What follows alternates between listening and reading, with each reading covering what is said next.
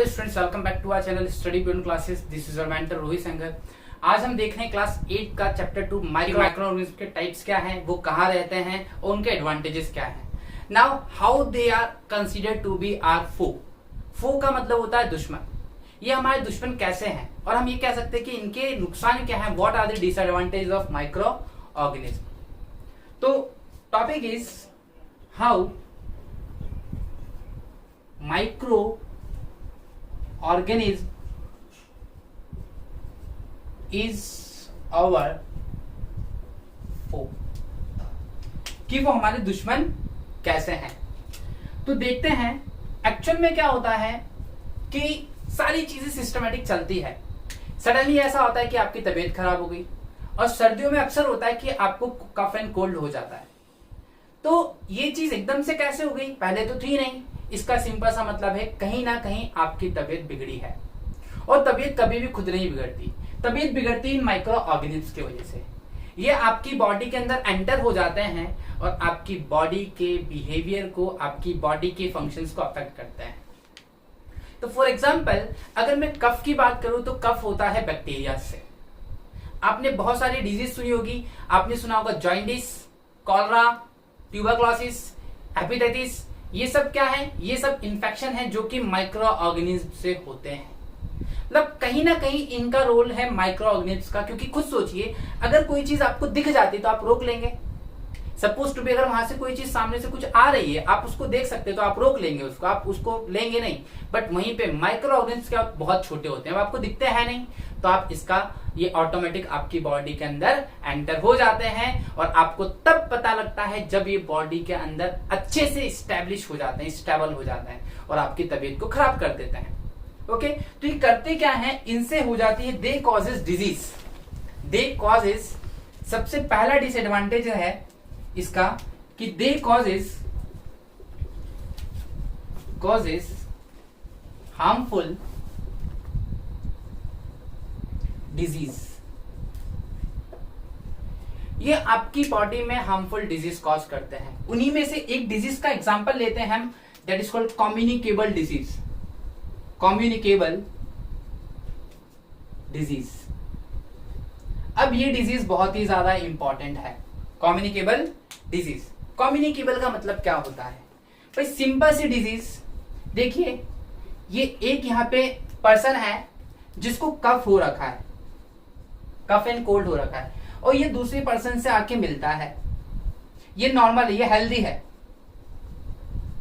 Okay, तो ये इसके सामने छींकता है और इसके मुंह से वेपर्स निकलते हैं कोल्ड्स के, और ये इसकी बॉडी पे जाके चला जाता है। अब होगा क्या, इसको तो कफ है, इसको भी कफ हो जाएगा। इट मीन्स ए जो था वो अनहेल्दी था, बी जो था वो हेल्दी था। अनहेल्दी से हेल्दी को डिजीज हो गई, तो इस डिजीज को हम कहते हैं communicable disease.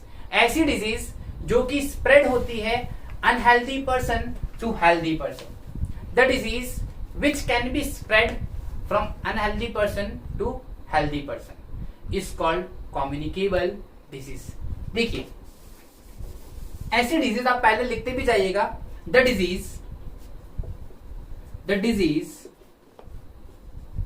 which can be transferred from unhealthy person to healthy person। Sir unhealthy से किसको हो गई है? हेल्दी को। उस डिजीज को हम बोलेंगे इज कॉल्ड कम्युनिकेबल डिजीज। ऐसी डिजीज जो अनहेल्दी से हेल्दी पे ट्रांसफर होती है उसको कहते हैं कम्युनिकेबल डिजीज। और ऐसा मेनली होता है सर्दियों में। आपके घर में एक को सर्दी जुकाम होता है तो पूरे घर को धीरे धीरे होना शुरू हो जाता है। क्यों? क्योंकि वो डिजीज कैसी है? कम्युनिकेबल डिजीज है। इसका एक एग्जांपल ले लेते हैं, और भी एग्जांपल। अभी मैंने बताया आपको cough and cold, cough and cold. दूसरा है टीबी। टीबी मतलब tuberculosis, cholera, chicken pox pox. और जितने भी आपके फ्लू हैं, अभी रिसेंटली चल रहा है कोरोना। कोरोना क्या कर रहा है? इन्फेक्शियस है, मतलब कम्युनिकेबल है, एक से दूसरे को फैल रहा है। तो ये क्या है? कोरोना भी लिखते हैं। चलिए, ये हो गया आपका कोरोना, ठीक है, इससे सेफ रहो ना। ओके, तो ये है कोरोना। तो ये भी क्या है? ये भी कम्युनिकेबल डिजीज है। अब देखिए, ये डिजीज हुई बैक्टीरिया से, माइक्रो ऑर्गेनिज्म से, तो इनसे बचा जा सकता है। अब देखिए, एक चीज आपने सुनी होगी, लोहा लोहे को काटता है, ओके, हीरा हीरे को काटता है। अगर आपको लोहे को कट करना है, then you must have the part of iron जो कट करेगा। यहां पे भी कुछ ऐसा ही है। अगर डिजीज आपको माइक्रो ऑर्गेनिज्म से हुए हैं, तो वो डिजीज भी माइक्रो ऑर्गेनिज्म ही मारेगा। उसको हम बोलते हैं एंटीबायोटिक्स। एक्चुअल में क्या होता है कि जब आप छोटे थे तो आपके यहां पे देखिएगा शोल्डर में निशान होगा, पैचेस होंगे, स्पॉट्स होंगे कुछ, वो वैक्सीन के हैं जो बचपन में आपको लगाई थी। वो वैक्सीन काय की थी? वो वैक्सीन थी चिकन पॉक्स की थी, कॉलरा की थी, टीबी की थी। तो ये वैक्सीन लगाई जाती है। और ये वैक्सीन क्या करती है कि फ्यूचर में अगर कोई बीमारी आपको होने वाली होती है तो उस बीमारी से आप बच जाते हैं। तो ये फायदे हैं कहीं ना कहीं। तो कम्युनिकेबल डिजीज को मैं रब कर रहा हूं, आप इसको फिर रिपीट कर लीजिएगा, एक बार लिख लीजिएगा। अगर लिखा नहीं है तो पहले वीडियो को पॉज करके सी हम क्या करेंगे। अब हम देखेंगे कि कैसे एक एंटीबायोटिक माइक्रो ऑर्गेनिज्म से बनती है। देखिए, हम बात कर रहे हैं एंटीबायोटिक। देखिए, जब कभी भी वर्ड एंटी आ जाए तो इसका मतलब होता है अपोजिट। आपके लैपटॉप में अगर वायरस आ गया तो आप क्या यूज करते हो उसको हटाने के लिए? एंटीवायरस। ओके, तो आपकी बॉडी के अंदर बायोटिक मतलब लाइफ, और लाइफ मतलब माइक्रो ऑर्गेनिज्म। तो उसके लिए आप एक अगेंस्ट में माइक्रो ऑर्गेनिज्म यूज कर रहे हैं, उसको हम बोलते हैं एंटीबायोटिक। ठीक है, तो एंटीबायोटिक क्या है? The medicine use to stop and kill the growth of other microorganism। ऐसी मेडिसिन जिसको सिर्फ इसलिए बनाया गया है ताकि वो दूसरे माइक्रो ऑर्गेनिज्म की ग्रोथ को कंट्रोल कर सके, उसको हम कहते हैं एंटीबायोटिक। ओके, सबसे बेस्ट एग्जांपल इसका है स्ट्रेप्टोमाइसिन है, टेट्रासिलिन है। ओके, तो जिसमें भी ये है तो आप ध्यान रखिएगा वो क्या है? वो है एंटीबायोटिक्स। तो ये आपको एंटीबायोटिक समझ में आया। और ये एंटीबायोटिक करती क्या है? ये एंटीबायोटिक कुछ नहीं करती है, आपकी बॉडीज में एंटीबॉडीज क्रिएट करती है। ये एंटीबायोटिक क्या क्रिएट करेगी? आपकी बॉडी के अंदर क्रिएट करेगी एंटीबॉडीज, और ये एंटीबॉडीज ही फ्यूचर में आने वाली डिजीज को प्रिवेंट करेगी। क्या करेगी? ये प्रिवेंट करेगी। तो इस वीडियो में आपने देखा कि माइक्रो ऑर्गेनिज्म से होती है कम्युनिकेबल डिजीज होती है। और डिजीज मतलब कम्युनिकेबल से बात कर रहे हैं हम लोग। कम्युनिकेबल का मतलब जो स्प्रेड होती है। ऐसी बहुत सारी डिजीज जो स्प्रेड नहीं होती उसको हम कहते हैं non communicable, just opposite of communicable. जो नहीं फैलती वो non communicable. For example fever नहीं फैलेगा और ना फैलता है। फॉर एग्जाम्पल मलेरिया नहीं फैलता। तो ऐसी डिजीज जो नहीं फैलती, those disease which can not be transferred from unhealthy person to healthy person are called non communicable disease. तो एग्जाम में क्वेश्चन आ सकता है आपका कि व्हाट आर कम्युनिकेबल डिजीज, और दूसरा क्वेश्चन व्हाट आर एंटीबायोटिक्स। एक बात ध्यान रखिएगा, जो एंटीबायोटिक्स होती है इसको लेने से पहले सबसे इंपॉर्टेंट चीज का ध्यान रखना पड़ता है। ये तभी ली जाती है जब डॉक्टर प्रिस्क्राइब करता है। It should be taken when the doctor prescribes, until unless आप उसको ले नहीं सकते। Once you have started the course of antibiotic then you have to finish it. अगर आपने इसका कोर्स स्टार्ट कर दिया है तो आपको खत्म करना पड़ेगा। ओके, जब आप एंटीबायोटिक का कंजप्शन कर रहे हैं तो ध्यान रखिएगा, पहले डॉक्टर को बता दीजिए कि we are not taking any other medicine rather than this antibiotics, क्योंकि वायरल इन्फेक्शंस के लिए होता है, तो उस चीज से बचने के लिए होता है। और आपकी बुक में क्वेश्चन है कि what are antibiotics, what are the steps must be taken before taking it. तो पहला, it should be taken after the advice of doctor. ठीक है, you should complete the course medicine और you have to take the daily doses, dose को miss नहीं करना है। ये 3 स्टेप्स लिख दीजिएगा, दैट इज इनफ। प्रिजर्वेशन क्या है, देखिए कभी भी हम कोई चीज बनाते हैं, खाना बनाते हैं, तो हमारा पर्पस क्या होता है, हम उसको लॉन्ग टर्म के लिए रखें। अब एक्चुअल में अभी हमने देखा माइक्रो ऑर्गेनिज्म डिजीज कॉज करते हैं, ये पहला डिसएडवांटेज था। लेकिन दूसरा मेजर डिसएडवांटेज ये भी है, दे स्पॉइल अवर फूड आर्टिकल्स, ये हमारे खाने के सामान को भी खराब कर देते हैं। एक्चुअल में क्या करते हैं, आप हायर क्लासेस में पढ़ेंगे कि वो कैसे एरियल ऑक्सीडेशन के थ्रू किसी खाने को खराब कर देते हैं, इस वजह से उस खाने से बदबू आती है और उस खाने का टेस्ट खराब हो जाता है। ओके, तो ये चीज हमने देखी, फूड प्रिजर्वेशन को देखा। अब फूड प्रिजर्वेशन करते कैसे हैं। फूड प्रिजर्वेशन का मतलब है आप इसमें कुछ ऐसा ऐड करिए ताकि फूड के जो लाइफ स्पैन है वो बढ़ जाए, जो लाइफ है वो थोड़ी बढ़ जाए, 1 से 2 दिन, 3 दिन, 4 दिन। तो हम जो प्रिजर्वेशन के लिए लेते हैं, दैट इज पहला लेते हैं preservation by salt. Preservation by salt, by salt के थ्रू।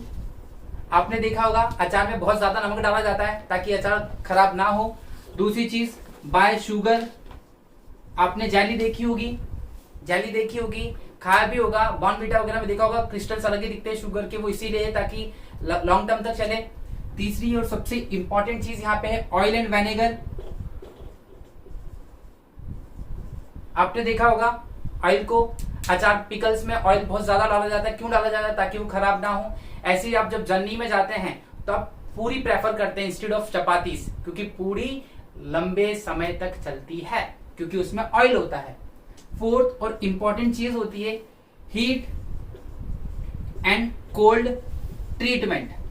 भाई या तो आप फ्रिज में रख दीजिए उसको, या तो आप फ्रिज में रख दीजिए, जो भी उसके टेम्परेचर की डिमांड है वो फुलफिल कर दीजिए तो भी बच जाएगा।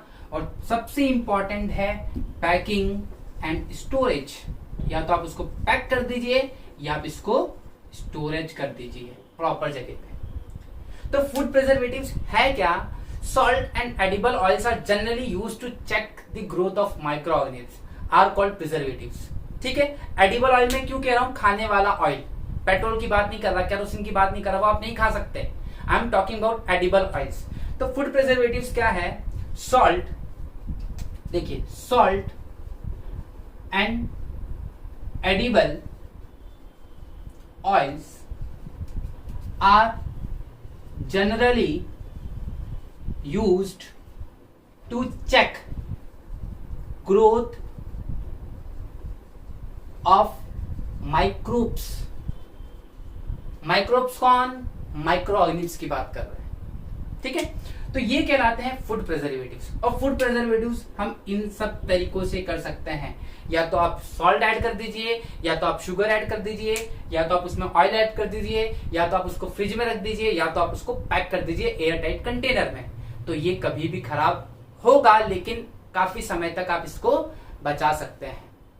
अब इस चैप्टर से आपने देखा ये जो डिजीज कॉजिंग एजेंट्स, एक वर्ड यूज कर रहा हूं मैं, पैथोजेंस। पैथोजिन, पैथोजेंस क्या होते हैं? डिजीज कॉजिंग एजेंट, जो जिसकी वजह से बीमारी हो रही है। Disease causing agent are called pathogens, are called pathogens. जिनकी वजह से डिजीज होती है उनको कहते हैं पैथोजेंस। ओके, क्योंकि ये जो पैथोजेंस होते हैं ये they are actually the carrier. ये क्या करते हैं? ये डिजीज कैरी करके लाते हैं। फॉर एग्जाम्पल एडिस मॉस्किटो, ठीक है, डेंगू का नाम सुना होगा आपने। चलो फीमेल एनोफिलिस की बात करते हैं, मॉस्किटो की। ओके, वो मॉस्किटो क्या करता है? मॉस्किटो लेके आता है अपने साथ इन्फेक्शन, मलेरिया, और उसके वो ट्रांसफर कर देता है आपकी ब्लड में, कर देता है। उसने बाइट की, वो आपके अंदर बॉडी में ट्रांसफर हो गया, मतलब वो क्या हो गया? मॉस्किटो आपके लिए पैथोजेंस। मक्खियों से बीमारियां फैलती हैं, बैक्टीरिया से फैलती हैं। For example tuberculosis, TB, bacteria से फैला। तो कौन बैक्टीरिया लेके आया? जो टीबी का बैक्टीरिया, उसको आप क्या बोलेंगे? पैथोजेंस।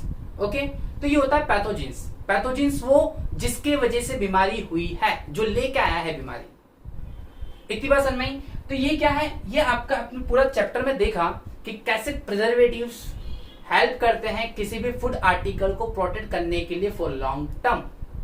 ओके, अब इस चैप्टर में एक जो छोटा सा पार्ट बचता है that is the nitrogen cycle. बहुत सिंपल सा पार्ट है, आपकी बुक में वो डायग्राम दिया हुआ है, आप उस डायग्राम को एज इट इज पढ़ लीजिएगा। अगर आपको वो चीज समझ में नहीं आती है तो आप मुझे बता दीजिएगा, मैं एक वीडियो बना दूंगा। But it's a very simple thing, वहां पे बस सिंपल सा ग्राफ टाइप में दे रखा है, आपको एक आउटलेट है, चार्ट है, उस चार्ट को पढ़ लीजिएगा, फ्लो चार्ट टाइप का है वो, तो आप देख लीजिएगा उसको और आप समझ लीजिएगा। अगर फिर भी समझ में नहीं आता then I am always here to help you. Thanks for watching and stay with us. Thank you.